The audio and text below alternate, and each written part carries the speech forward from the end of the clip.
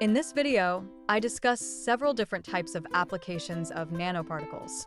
In this module, we talk about a wide variety of applications of nanoparticles of different sizes and shapes. If you enjoyed watching this video, please click on like, subscribe, and share so you can be notified of new videos that I post on this channel. We will discuss nanotechnology applications in a variety of fields such as catalysis, biological sensing, biological imaging, environmental sensing, explosives detection, nanomedicine, and nanoforensics. The picture on the right shows a medieval stained glass window that was made using gold and silver nanoparticles of different colors. At that time, they didn't know they were using nanoparticles. Our first application area is in nanocatalysis. Nanocatalysis is the use of nanoparticles either in a homogeneous or heterogeneous format as catalysts for different reactions, such as the electron transfer reaction or the Suzuki cross-coupling reaction. We investigate the effect of the nanoparticle shape on the catalytic activity and also look at the effect of the catalytic process on the nanoparticle size and shape. We also assess the use of different types of intermediate nanocatalysts.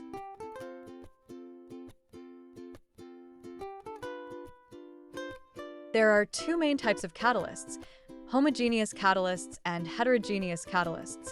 Homogeneous catalysts consist of metal nanoparticles in colloidal solution. They are stabilized with a capping agent but are unsupported. These homogeneous nanocatalysts have been tested as catalysts for the electron transfer reaction and the Suzuki cross-coupling reaction. The electron transfer reaction has harsh chemicals, and the Suzuki reaction occurs at high temperatures. Homogeneous nanocatalysts have been shown to undergo Ostwald ripening at high-temperature reactions and precipitate out of solution after recycling. We also prepared palladium nanoparticles adsorbed onto activated carbon as a support, and these are heterogeneous catalysts. We found that the heterogeneous nanocatalysts do not change in size after the second cycle and also maintains its catalytic activity for up to 5 cycles.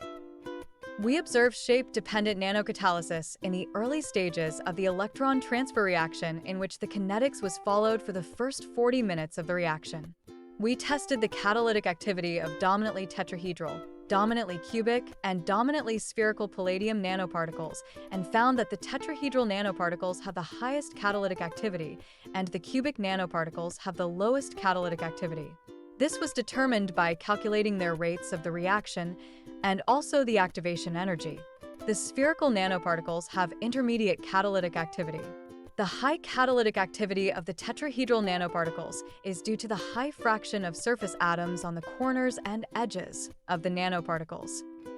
In this study, we prepared palladium nanoparticles adsorbed onto activated carbon supports and tested their stability and their catalytic recycling potential for the Suzuki cross-coupling reaction between phenylboronic acid and iodobenzene to form biphenyl. We found that the nanoparticles do not change end size after the first and second cycle of the reaction. We also found that the catalysts can be used for up to 5 times and still maintain its catalytic activity and recycling potential. We now discuss the topic of intermediate colloidal supported metal nanoparticles. These are a type of intermediate nanocatalysts in which silica colloids are used as the intermediate colloidal support material. The silica colloids are synthesized using the Stober synthesis method, which is a type of sol-gel synthesis method. The SEM image on the right shows the 3D structure, and it can be seen that the silica colloids are spherical in shape. We used a 4-step process to synthesize the colloidal supported metal nanoparticles. The first step involves the synthesis of the silica colloids by mixing tetraethyl orthosilicate, TUS, and ammonium hydroxide in water. Ethanol is used as the solvent for the reaction. This resulted in the formation of silica colloids that are close to 350 nanometers in size. The second step of the process involves the synthesis of palladium nanoparticles using the ethanol reduction method, in which PVP was used as the stabilizer, tetrachloropalladate or hexachloropalladate was used as the precursor metal salt, and was added to doubly deionized water. The solution was heated in a silicone oil bath with a reflux condenser. Once the solution begins to reflux, ethanol is added to the solution as the reducing agent. This results in the formation of 2 to 3 nanometers spherical palladium nanoparticles. The third step involves taking the silica colloid solution and functionalizing it with 3-mercaptopropyl trimethoxylin, NPTS, or 3-aminopropyl trimethoxylin OPTIS. The final step of the process is to allow the functionalized silica colloid to react with the palladium nanoparticles to form the colloidal supported platinum nanoparticles, CSMNs. On the left is a TM image and size distribution plot of the silica colloids, which are approximately 350 nanometers in size. The image on the right is the TM image and size distribution of the palladium nanoparticles, which are close to 3 nanometers in size. TEM images were obtained for the colloidal supported metal nanoparticles that are prepared using the silica colloids functionalized with aminopropyl methoxysilins, OPTAs, linker. These are TM images and EDS spectrum of the colloidal supported metal nanoparticles, in which it can be seen that both C and PD EECs are present, which confirms that the palladium nanoparticles are attached to the silica colloids. The catalytic activity was compared for 3 different types of catalysts: the palladium nanoparticles in colloidal solution, the colloidal supported palladium nanoparticles, and the palladium nanoparticles supported onto bulk silica materials. It was observed that the intermediate colloidal supported palladium nanoparticles had the highest catalytic activity for the Suzuki cross-coupling reaction between phenylboronic acid and iodobenzene.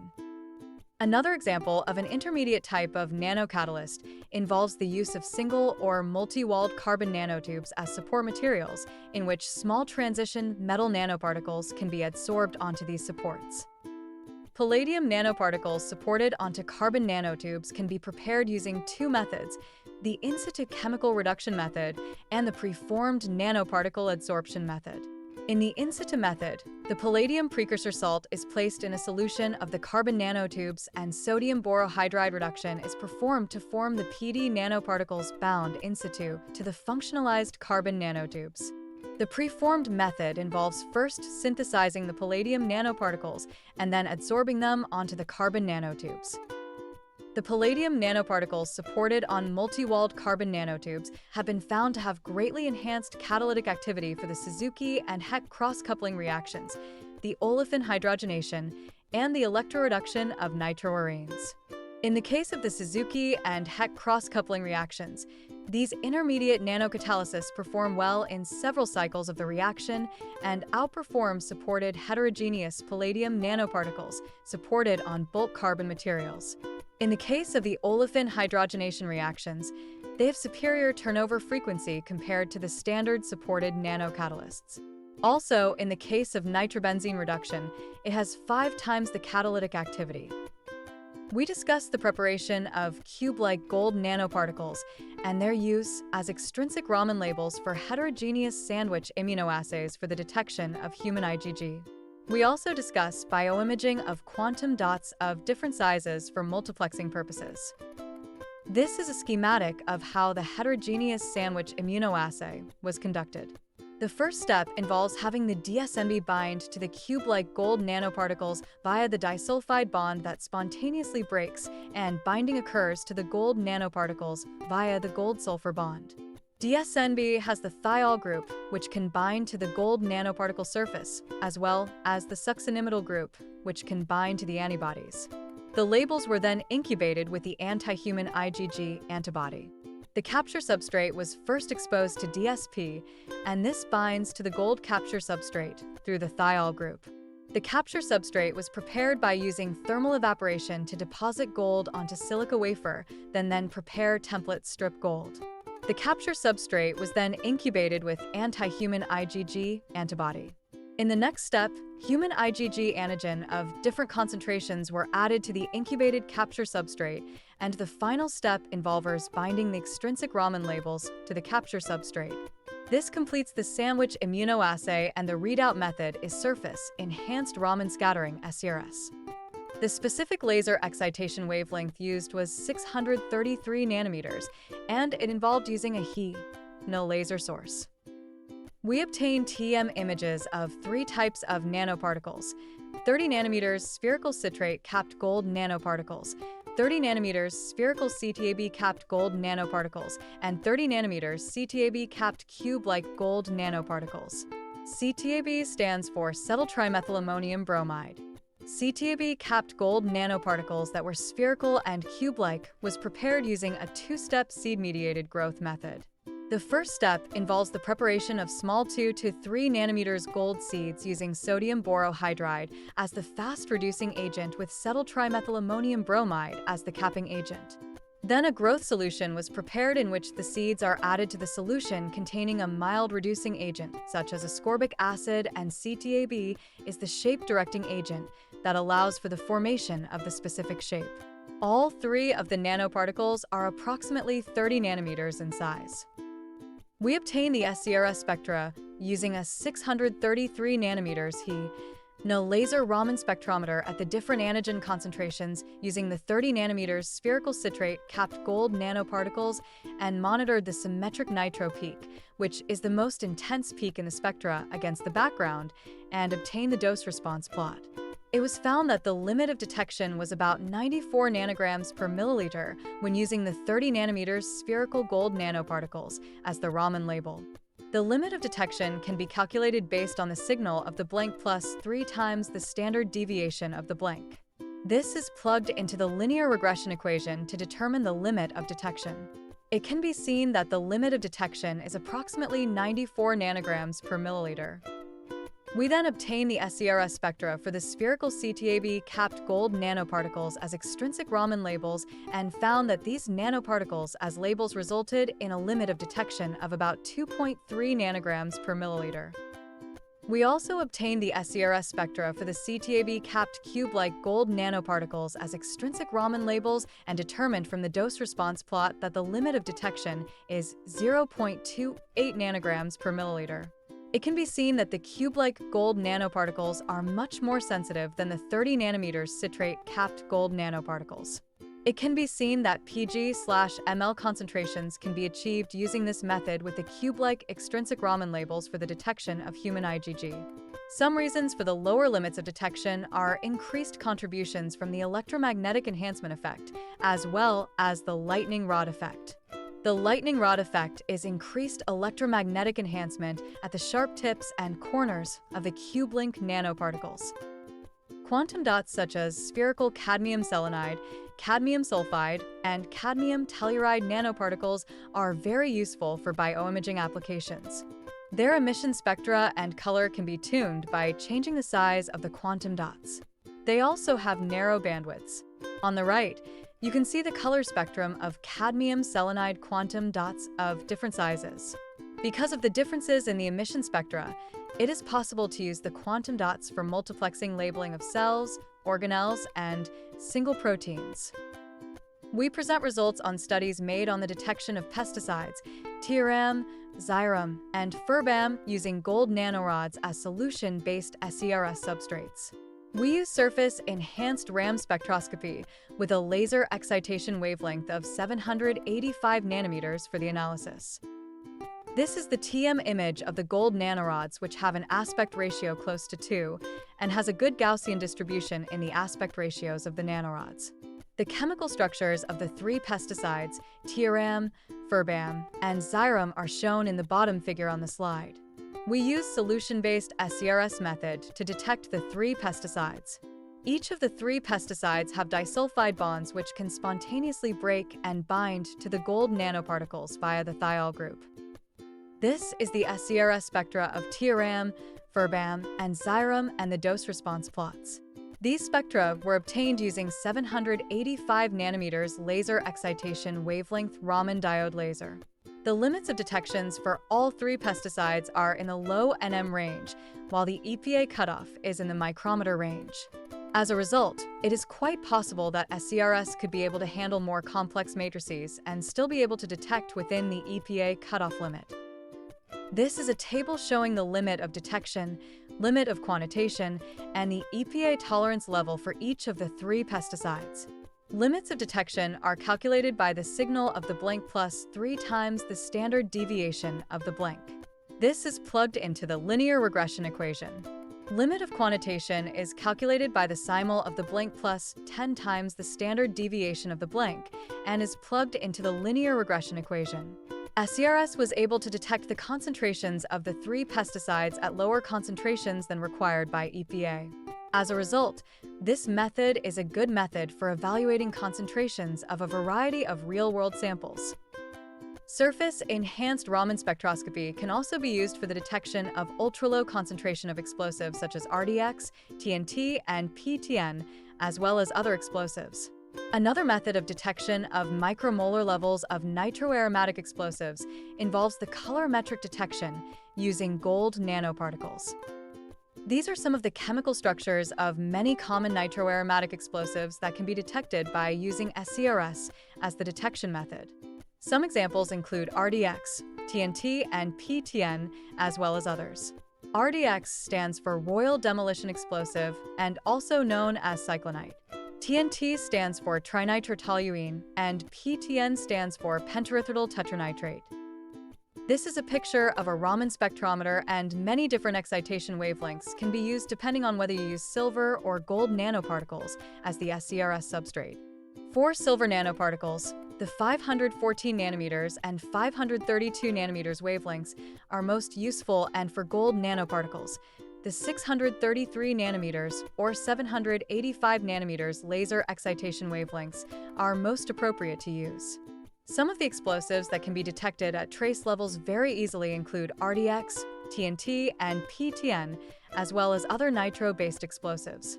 It is also possible to multiplex and detect multiple explosives simultaneously, which is a very attractive feature. This is a simple colorimetric method of detecting micromolar quantities of nitroaromatic explosives. The gold nanoparticles are citrate-capped, and upon addition of the explosive, the color of the solution changes from red to blue and can be detected using an UV-visible spectrometer or a colorimeter. Even with visual inspection with the eye, the change in color can be observed. There have been many applications of nanotechnology in nanomedicine applications. We discuss a few examples in this section of the module. Two applications are discussed. The first is photothermal therapy to kill cancer cells using gold nanorods, and the other application is the development of homogeneous immunoassays with different readout methods to detect ultra-low concentration of medically relevant proteins, bacteria, and viruses. In addition, mesoporous silica nanoparticles can be loaded with drugs and have controlled release of the drug based on the gatekeep spy round to the nanoparticles. In addition, iron oxide nanoparticles can be used as MRI contrast agents. Also, a nanomedicine application is the continuous glucose monitoring system. This is an image of cancer cells, and one major application involves photothermal cancer therapy using gold nanorods. The gold nanorods are conjugated with antibodies that are specific to cancer cell and that are less frequently expressed in normal healthy cells. As a result, the conjugated gold nanorods are bound to the cancer cells. Then there is targeted heating of the gold nanorods by using near-infrared light in the 650 to 900 nanometers range to destroy the cancer cells. The ultimate goal is to target only the cancer cells and to minimize destruction of normal, healthy cells. There have been a variety of research groups that have conducted this kind of research using gold nanoshells, gold nanorods, silver nanoparticles, iron oxide nanoparticles, and many other types of nanomaterials. This application involves the development of homogeneous sandwich immunoassays for the detection of medically relevant proteins, bacteria, and viruses. Homogeneous sandwich immunoassays involve the detection of these analytes in colloidal solution, which eliminates the need for development of heterogeneous capture substrates. I discussed earlier in this module the development of heterogeneous sandwich immunoassays for the detection of human IgG protein, and this required the production of capture substrates, which is much more complicated in design. In homogeneous immunoassays, everything is done in colloidal solution. There are two sets of nanoparticles that are involved. One set of nanoparticles is conjugated with the suitable reporter molecule, as well as the antibody. Then different concentrations of antigens are bound to the other set of nanoparticles, also containing the antibody of interest.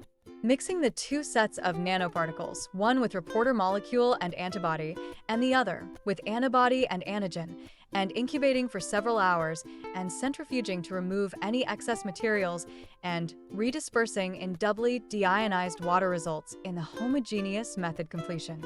The nanoparticles can be evaluated by different readout methods depending on the reporter molecule used.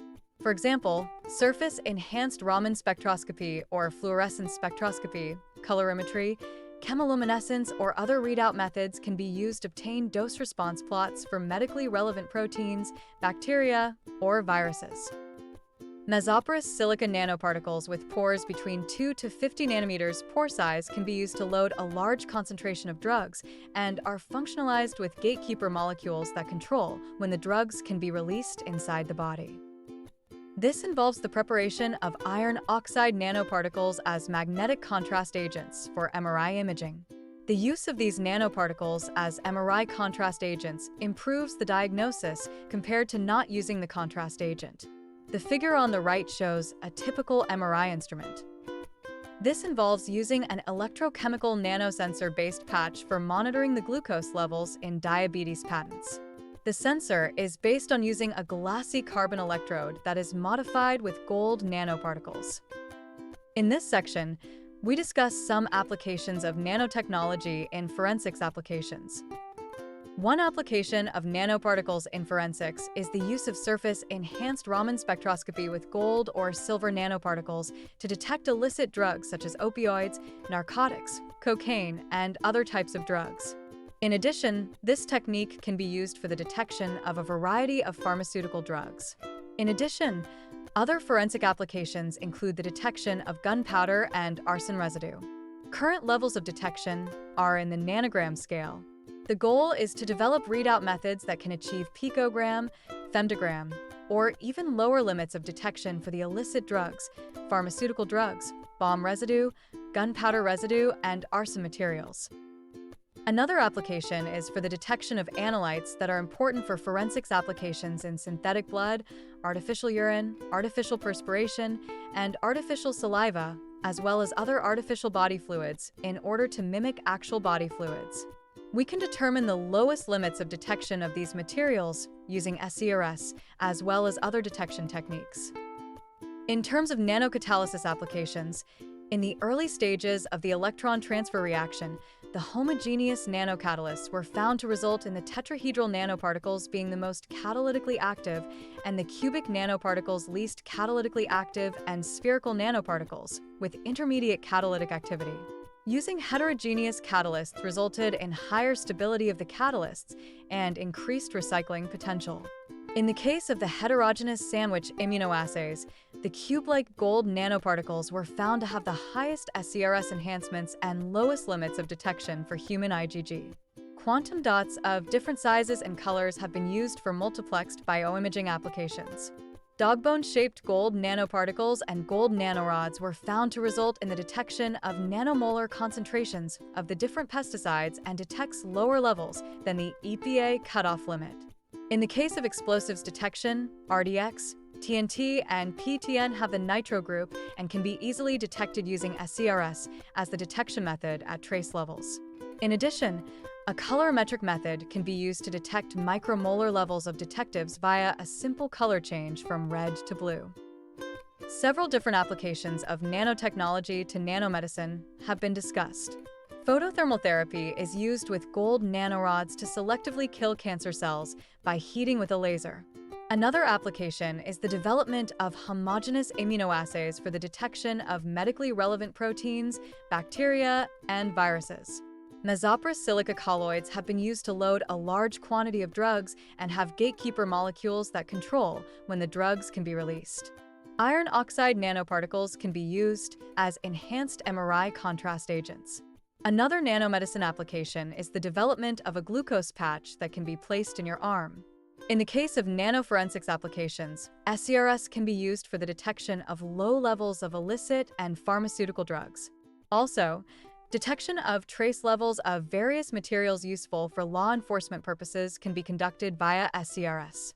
Finally, if you enjoyed watching this video, please click on like, subscribe, and share below so that you can be notified of new videos that I post in this channel.